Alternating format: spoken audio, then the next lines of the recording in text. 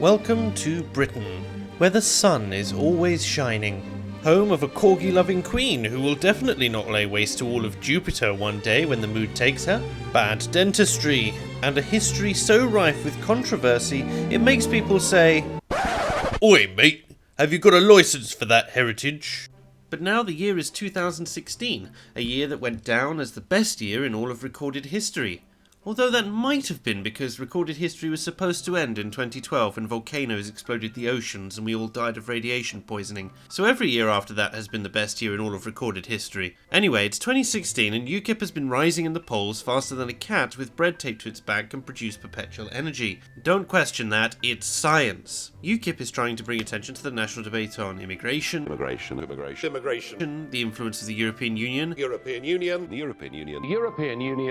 and bringing the most feared and respected naval empire in the history of the entire world back into being. Deus Vult, my brothers, for soon our ascension is at hand. Let the Crusades begin anew! Or something like that. David Cameron is worried that this incredibly popular imperialist policy will cause him to lose the next general election to a man who looks like he needs to stop going on hunger strikes. So he tells his cabinet, "Good afternoon, if you call me David, I'll kill you. I have a cunning plan. A plan so cunning it was named Professor of Cunning Studies in the Department of Cunning at Oxford University. We will hold a referendum on EU membership. I've asked around all my mates and we all agree that the EU is a great idea, and as representatives of the UK, this is clearly how the referendum's going to play out."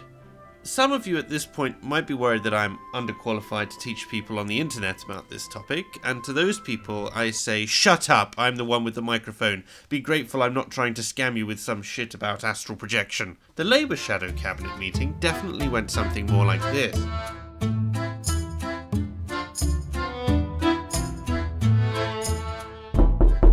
Jeremy, Cameron's going to call a referendum on Europe. Damn it, I wanted to do that. What should our party position be?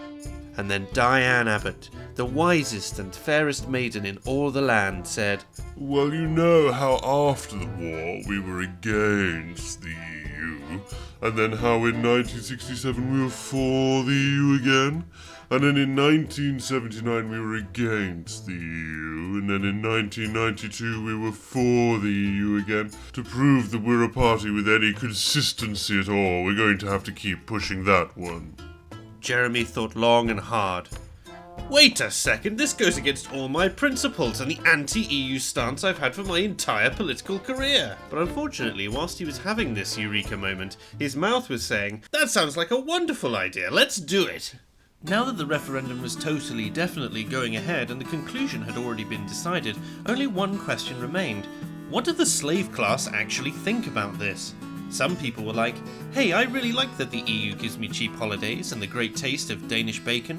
And other people were like, those people in Germany, I don't really like what they're up to. Definitely don't trust them after that shit they pulled back in 1432 when they prevented sausage manufacturers from putting whatever they wanted into sausages. Mess with the sausage industry and you mess with the working man of Britain.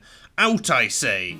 All was going well, as both main political parties ramped up their positions of hard Remain and harder Remain, whilst a small group of rebels plotted the Leave position. Leave had some kooky ideas to drum up support in the masses that weren't aware of the impacts of EU membership.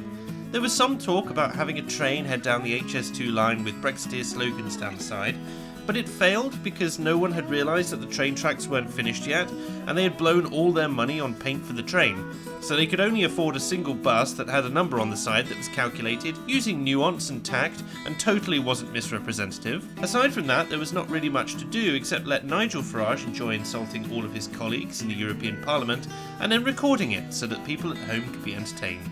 You have the charisma of a damp rag and the appearance of a low-grade bank clerk. Meanwhile, the Remain side had an even more impressive strategy. In order to appeal to the most people possible, they decided to provide a detailed analysis of what was to come if we left the EU.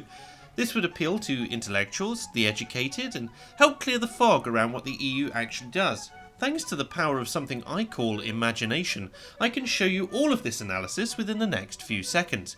Oh my god! We're all going to die! No food! Super gonorrhea is going to kill all the pigs in Scotland! Dover's going to fall into the sea from the park traffic! My holidays are ruined!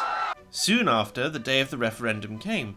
Everyone was happy and singing, for the campaigns had brought everyone together and informed all of the voters perfectly. The information from both sides had been nothing but truthful, and everyone understood that everyone else understood what they were voting for. Children danced in the streets, surrounded by the soft chirping of British birds like cuckoos, sparrows, and the occasional burble of a pigeon. And then the result came in.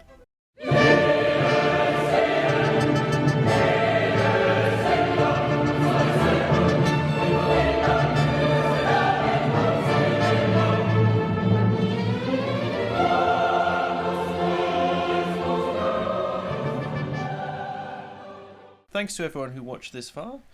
I'm hoping to make a follow-up as and when Brexit happens, sort of detailing the aftermath and all the arguments in a somewhat silly way. If this does well, maybe I'll turn it into a series. And I could cover other historical events, but let me know down in the comments below. Like, comment, subscribe, all that good stuff. And I'll see you on the next one.